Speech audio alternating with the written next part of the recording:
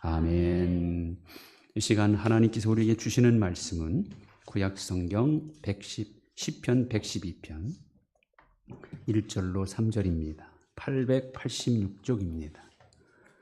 시편 112편 1절로 3절 우리 다 같이 한 목소리로 우리 봉독하겠습니다.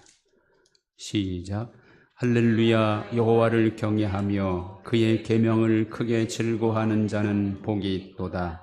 그의 후손이 땅에서 강성함이요 정직한 자들의 후손에게 복이 있으리로다. 부와 재물이 그의 집에 있음이요 그의 공의가 영구히 서 있으리로다. 아멘. 자녀들을 둔 어머니가 자녀에게 절대로 해서는 안 될 말 5가지가 있습니다. 첫째는 내가 너를 왜 낳았는지 모르겠다. 이 말은 자녀에게서 삶의 의미를 빼앗는 저주의 말이기 때문에 해서는 안 된다는 겁니다. 두 번째는 너는 왜 다른 애들처럼 못하니? 이 말은 부모에게 반감을 갖게 하기 때문에 안 된다는 겁니다. 세 번째는 네가 도대체 몇 살이니? 정신연령을 거론하면 그 아이는 점점 비관주의자가 되기 때문이라는 겁니다. 그리고 네 번째는 이 바보야. 바보라는 말을 듣고 자란 아이는 자신감이 없어지기 때문에 해서는 안 될 말이죠. 그 다음에 5번째, 시끄러워. 제발 엄마를 괴롭히지 마. 자녀들은 항상 엄마에게 관심이 많고 대화하기를 원합니다.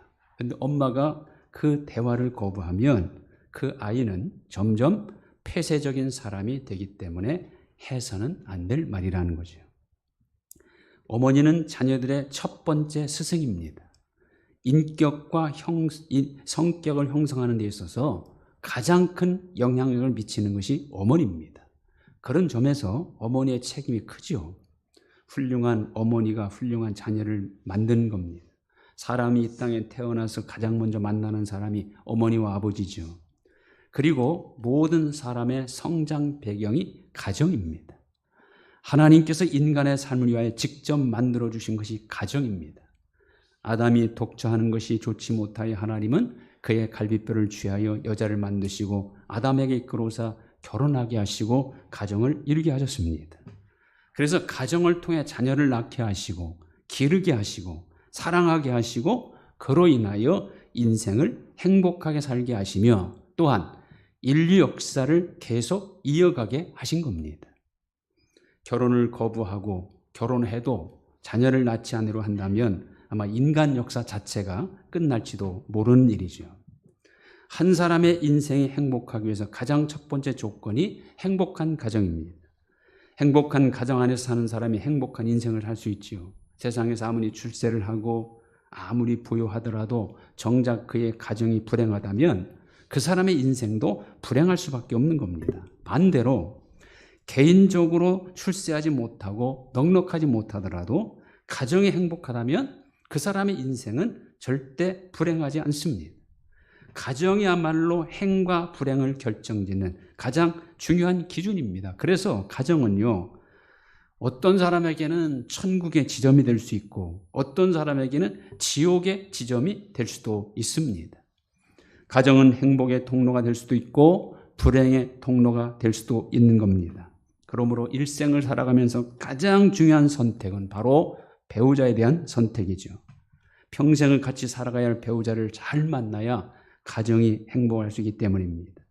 본인 자신은 아무리 뛰어나고 실력이 출중하더라도 배우자를 잘못 만나면 결코 행복할 수 없습니다. 행복한 가정의 시작과 완성이 결혼에 달려있다고 해도 틀리지 않습니다. 좋은 배우자의 만남이 행복한 가정의 시작입니다. 평생을 함께하는 배우자의 관계가 행복한 가정의 완성입니다.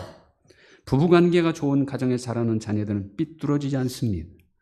싸우고 미워하고 서로를 무시하는 부부가 사는 가정에서 자라나는 자녀들은 항상 불안할 수밖에 없는 것이죠.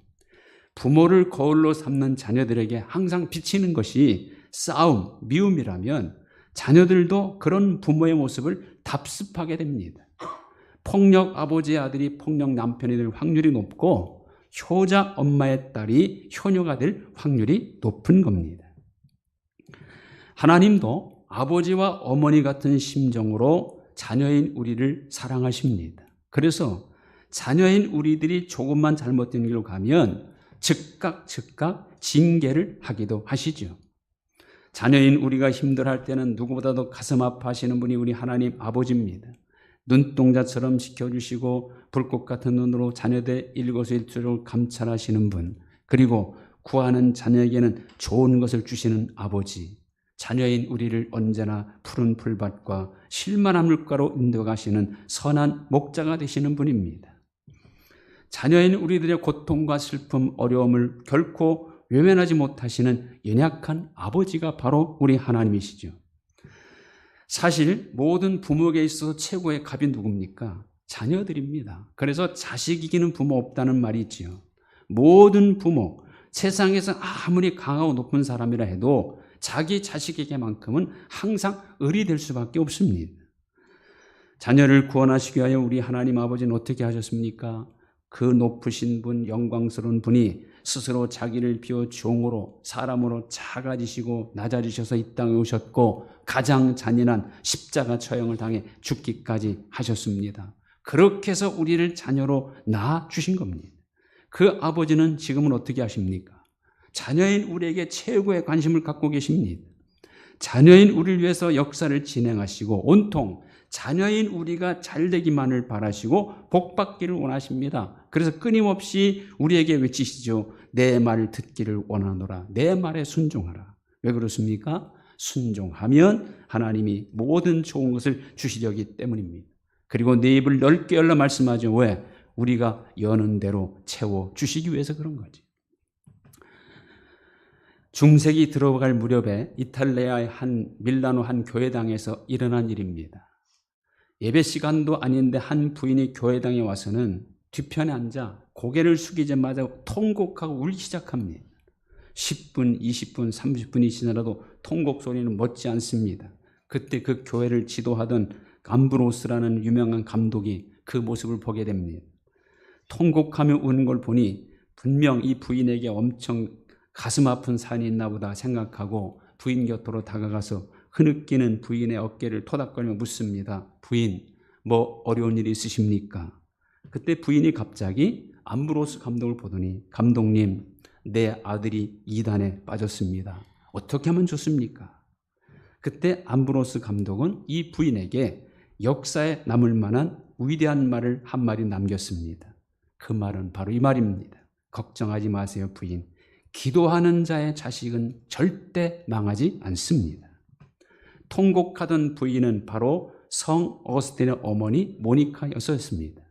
결국 그 어머니에게 어거스틴은 돌아왔고 다시 하나님 손에 붙들려 교회 역사에 가장 커다란 발자취를 남기는 거대한 성인이 될 수 있었던 것이죠. 행복한 가정에서 행복한 사람이 나오는 것이고 자녀를 위해서 기도하는 부모 밑에서 훌륭한 사람이 나오는 겁니다. 그래서 가정은 산실입니다. 행복의 산실, 훌륭한 사람의 산실. 자, 오늘 그 말씀도 그것을 보여주죠.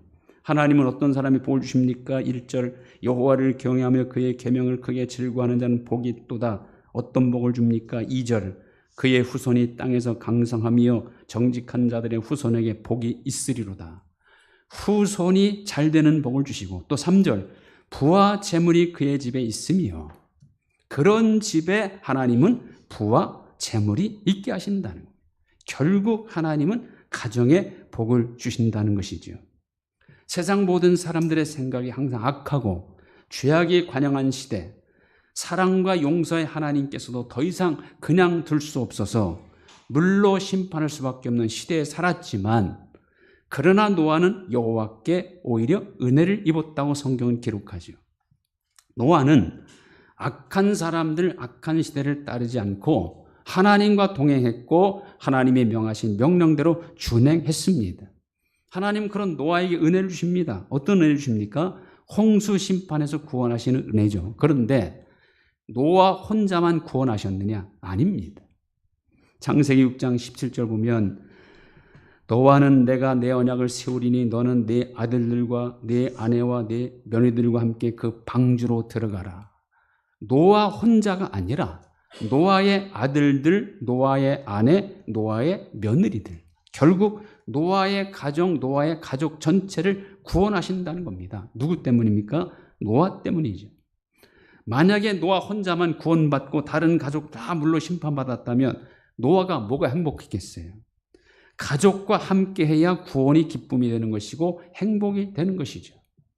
자, 그런데 홍수 후에 노아가 농사를 시작하여 포도나무를 심고 포도주를 만들어 마시고는 취하여 벌거벗고 있었습니다. 이 모습을 누가 제일 먼저 봤느냐? 셋째 아들인 함이 보죠. 함은 성경에 보면 자기 아버지의 하체를 보았다고 했는데요. 그 보았다는 그 단어 자체의 원래 뜻은요, 보고 즐겼다는 뜻이 있어요.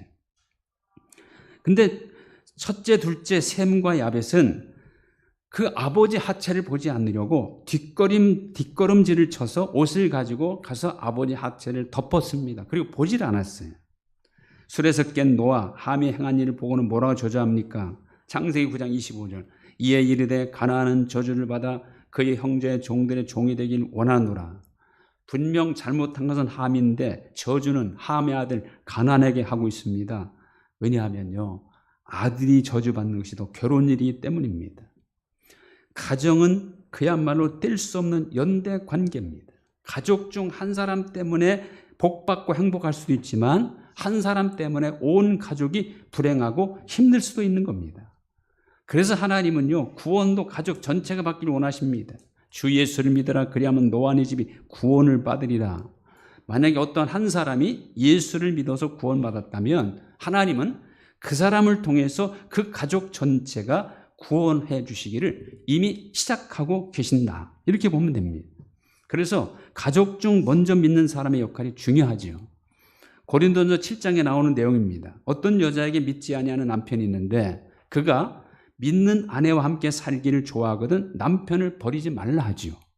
또 어떤 남편에게 믿지 아니하는 아내가 있는데 그가 믿는 남편과 함께 살기를 좋아하면 아내를 버리지 말라 합니다. 왜냐하면 믿는 아내로 말미암아 믿지 않는 남편이 거룩하게 되고 믿는 남편으로 말미암아 믿지 않는 아내가 거룩하게 되기 때문이라 이렇게 말하죠. 그러니까 먼저 믿는 사람 때문에 믿지 않는 가족도 믿음을 갖게 되고 거룩하게 될 수 있기 때문에 먼저 믿는 사람이 정말 잘해야 한다는 거죠. 믿는 사람이 믿지 않는 남편이나 아내를 잘 이끌고 모든 면에 본이 되어야 합니다. 믿지 않는 남편으로부터 인정받고 칭찬받는 아내가 되어야 하고 믿지 않은 아내로부터 존경받는 남편이 되어야 합니다. 그래서 하나님은 가정을 구원하시고 복받기를 원하시는 분이라는 거죠. 애굽왕 바로가 이스라엘 번성을 막기 위해서 히브리 산파 십보라 부하를 불러서 이스라엘 여인이 출산할 때 남자아이면 죽이라.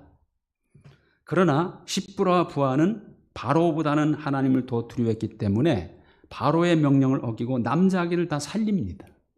바로가 그들을 불러 문책하죠. 너희는 어찌 남자아기를 살렸느냐? 그녀의 대답이 이렇습니다. 시브리 여인은 건장하여 우리가 가기도 전에 해산했습니다. 이런 산파들에게 하나님은 은혜를 베푸시는데 어떤 은혜입니까? 하나님이 그들의 집안을 흥왕하게 하신지라. 이 두 여인을 통하여 두 집안이 흥왕하는 복을 하나님께서 주셨다는 겁니다. 기생 라합이 소문을 들었어요. 이스라엘 하나님께서 아모리 사람의 두 왕을 전멸시킨 일을 들었습니다. 이 소리를 듣고는 하나님이 살아계심을 믿었습니다. 이 하나님이 이제는 여리고성을 전멸시킬 것을 알았습니다. 그래서 라합은 여리고를 정탐하여 온 이스라엘 정탐꾼을 목숨 걸고 숨겨주죠. 그러자 정탐꾼들은 라합에게 이런 약속을 합니다. 우리가 이 땅에 들어올 때 우리를 달아낸 창문에 붉은 줄을 매고 네 부모와 형제와 아버지의 가족을 다 네 집에 모으라. 라합만 구원한다는 게 아닙니다. 라합의 부모, 형제, 아버지, 가족 전체를 구원해 주겠다는 겁니다. 라합과 함께 라합의 집에 있는 모든 자를 구원하겠다는 거죠. 그래서 라합 때문에 온 가족이 구원을 받게 됩니다. 여러분의 가정이 행복한 가정이길 원하신다면 가족 중 한 사람인 내가 먼저 하나님을 경외하고 사랑하고 순종해야 합니다. 우리의 모든 가정이 잘 되고 하나님의 복을 받기 위한 첫 시작은 바로 나로부터 시작되어야 한다, 그 말이죠. 내가 먼저 하나님을 잘 경외하고 내가 먼저 하나님께 순종해야 합니다. 그리하면 나와 내 가족들, 내 가정 위에 하나님이 복을 주시는 것이죠. 시편 128편이 그 사실을 증거합니다. 여호와를 경외하며 그의 길을 걷는 자마다 복이 있도다. 내가 내 손이 수고한 대로 먹을 것이라. 내가 복되고 형통하기로다. 거기서 끝나는 게 아니라 그 다음 이런 말씀하죠. 내 집 안방에는 내 아내는 결실한 포도나무 같으며 내 식탁에 둘러앉은 자식들은 어린 감람나무 같으리로다. 내가 하나님을 경외하면 내 집 안방에 있는 아내, 내 식탁에 둘러있는 어린 자식들까지도 하나님이 복을 주신다는 겁니다. 아브라함의 아들 이삭이 큰 복을 약속받습니다. 내 자손을 하늘의 별과 같이 번성하게 하며 이 모든 땅을 내 자손에게 주리니 내 자손으로 말미암아 천하 만민이 복을 받으리라. 왜 이런 복을 약속합니까? 내가 내 아버지 아브라함에게 맹세한 것을 이루기 위하여. 그리고 아브라함이 내 말을 순종하고 내 명령과 내 계명과 내 율례와 내 법도를 지켰습니다. 아버지 아브라함에게 한 맹세로 인하여, 그리고 아버지 아브라함이 하나님께 순종한 은혜로 말미암아 그의 아들 이삭에게 하늘의 별처럼 땅의 모든 모래, 바닷가의 모래처럼 그렇게 번성해 준다는 겁니다. 여러분의 자녀들이 정말 잘 되길 원하신다면, 또 하나님께 존귀 쓰임받고 세상에서 잘 나가는 사람 되길 원하신다면 성경 말씀에서 그 원리를 찾아야 합니다. 하나님은 가정을 가장 존귀 여기시고 당신의 자녀들이 행복하길 원하셔서 가정이 잘 되기를 원하십니다. 내가 하나님을 경외하고 내가 하나님께 순종하고 내가 하나님을 기쁘시게 하면 하나님은 나의 가정, 나의 자녀, 나의 가족, 내 집에 복을 주시는 분입니다. 먼저 믿는 우리가 우리 가정의 축복의 통로가 되기를 원하십니다. 모든 가정들이 행복한 가정이 되는 것이 곧 이 나라를 굳건히 세우는 일이기도 한 것이지요. 5월 가정의 달을 맞아 다시 한번 가정의 소중함을 깨닫고 행복한 가정으로 더욱 든든히 세기 위해서라도 우리가 먼저 하나님을 더 가까이 하고 하나님께 순종하는 그런 믿음으로 살아가시기를 주님의 이름으로 축원드립니다. 하나님 감사합니다. 가정을 통하여 복 주시기를 원하시는 하나님, 우리 예비께 속한 모든 가정들은 하나님으로부터 큰 은혜와 복을 받는 귀한 가정으로 세워 주옵소서. 그러기 위해서는 먼저 믿는 우리 한 사람 한 사람이 하나님을 더 잘 섬기며 하나님을 기쁘게 하며 하나님께 순종할 때 하나님은 나와 내 가정을 축복하심을 믿습니다. 이 믿음 가지고 우리가 먼저 하나님을 잘 섬기고 기쁘게 하는 그런 믿음으로 살아갈 수 있게 하여 주옵소서. 우리 예비께 속한 모든 성도들 가정 전부 다 행복한 가정, 풍요로운 가정, 하나님께 영광 돌리는 복된 가정들이 다 되게 하여 주옵소서. 예수님의 이름으로 기도하옵나이다. 아멘. 다 같이 일어나셔서 559장 1절 드리겠습니다.